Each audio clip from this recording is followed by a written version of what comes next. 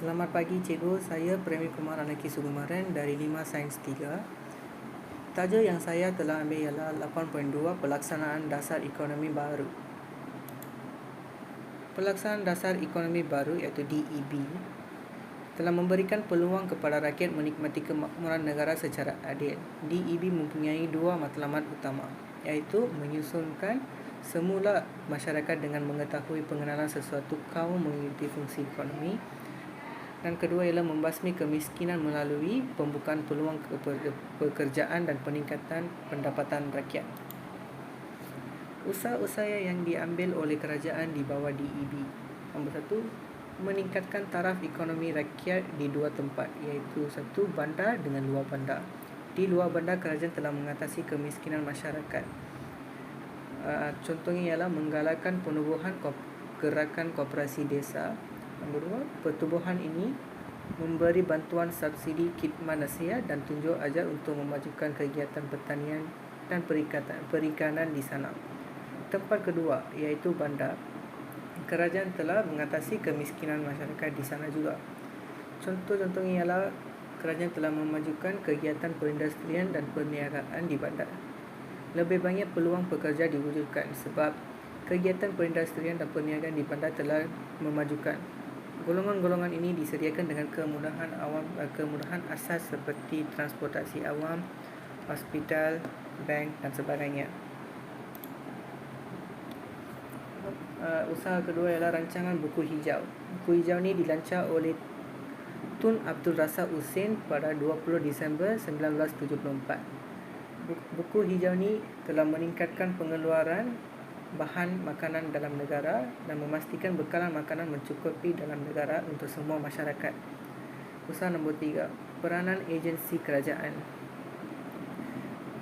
Agensi kerajaan ini merupakan penubuhan agensi kerajaan untuk membantu penduduk meningkatkan pendapatan dan taraf hidup. Contoh-contoh agensi kerajaan seperti LPN. LPN ini telah menstabilkan harga padi. Nombor kedua, LKIM. Agensi kerajaan ini telah memodernkan industri perikanan. LPP telah menggalakkan petani dan nelayan aktif melalui koperasi. Nombor 4, Lembaga Kemajuan Tanah Persekutuan Felda dan Pembangunan Tanah. Ini kerajaan telah menggalakkan pembukaan tanah baru melalui rancangan Felda. Ini menggalakkan pemindahan penduduk miskin ke kawasan pertempatan Felda yang dilengkapi dengan kemudahan tanpa mengutamakan apa-apa kaum.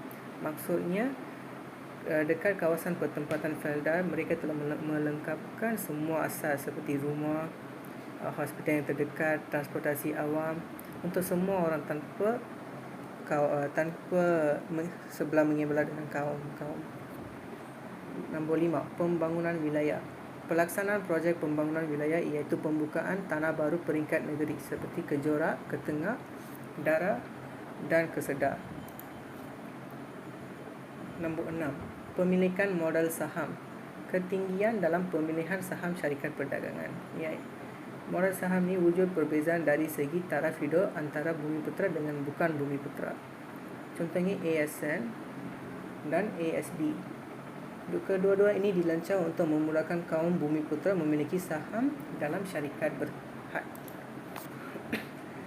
Nombor 7, pengenalan industri kecil dan sederhana IKS.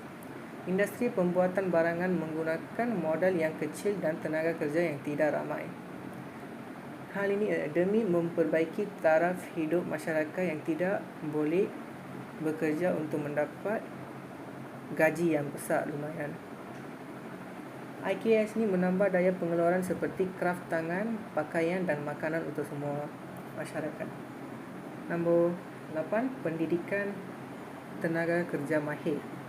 Ini melahirkan tenaga kerja mahir yang mampu menampung keperluan dalam bidang pertanian dan perindustrian sejak bangku sekolah.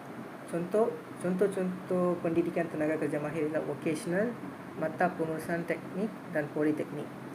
Hal ini dapat meningkatkan taraf hidup dan pendapatan pekerja mahir serta meningkatkan taraf ekonomi negara. Terima kasih.